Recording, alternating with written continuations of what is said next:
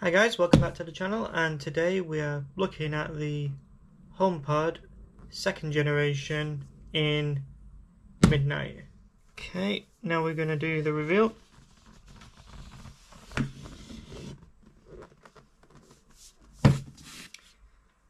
And there we go, let's just have a quick look at it.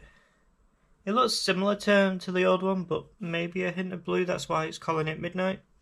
But let's just pull this out.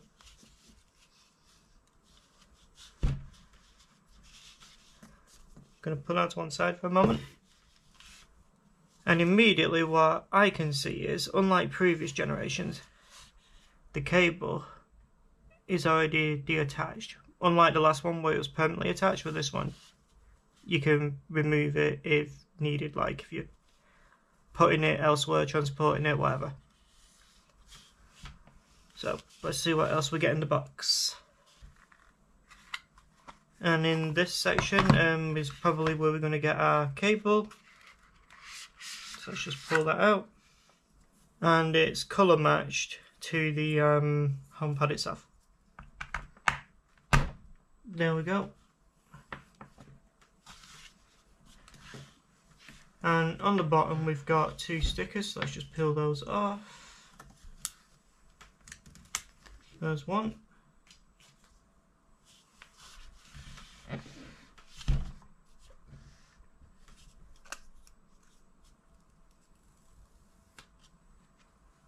And there's the second one. And immediately what I can see is very similar to the HomePod Mini, is that the top of the base here is more recessed into the mesh, and even when turned off, just like the HomePod Mini, you can see the volume indicators all the time. So I'm just going to plug this in now and we can set it up.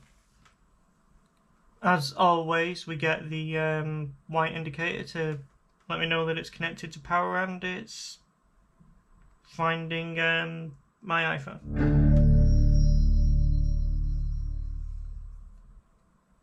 And I would advise that you might want to use headphones for this bit, because me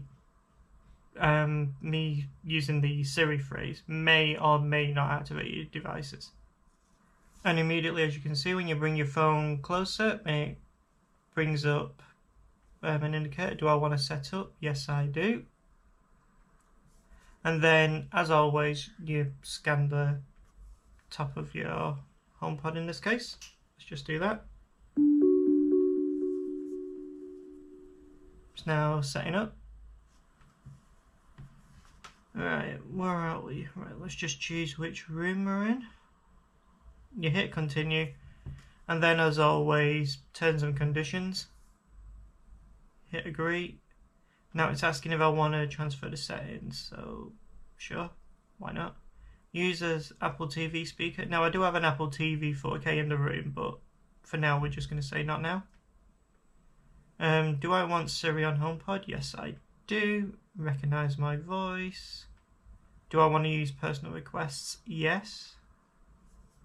And now, as you can see, it's setting up.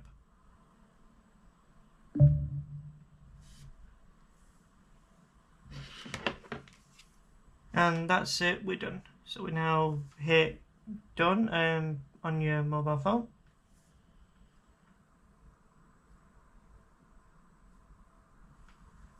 And we are finished. And there we go.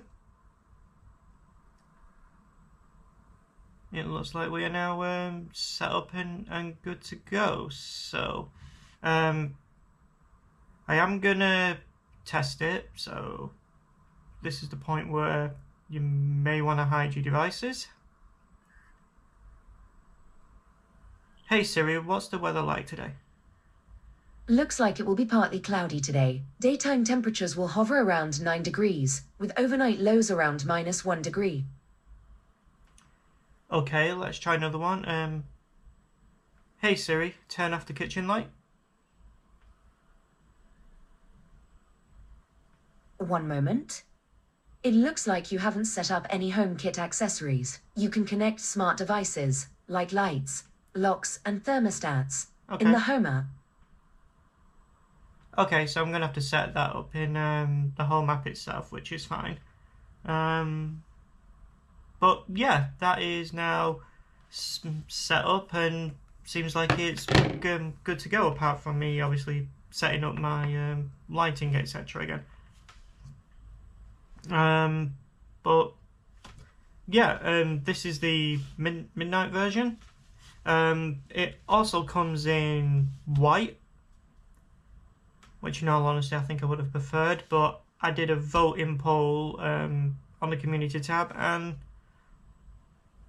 most people wanted me to look at the new midnight version, so that's exactly what I've done. So I've done it for you guys.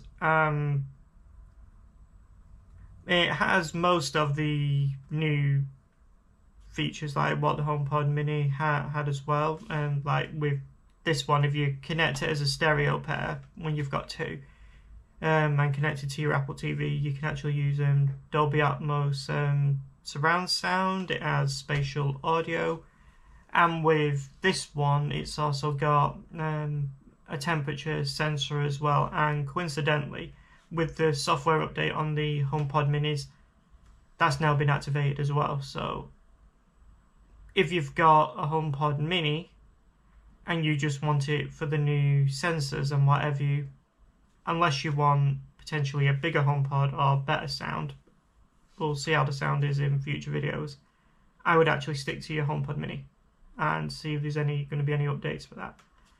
But for now, thank you for watching.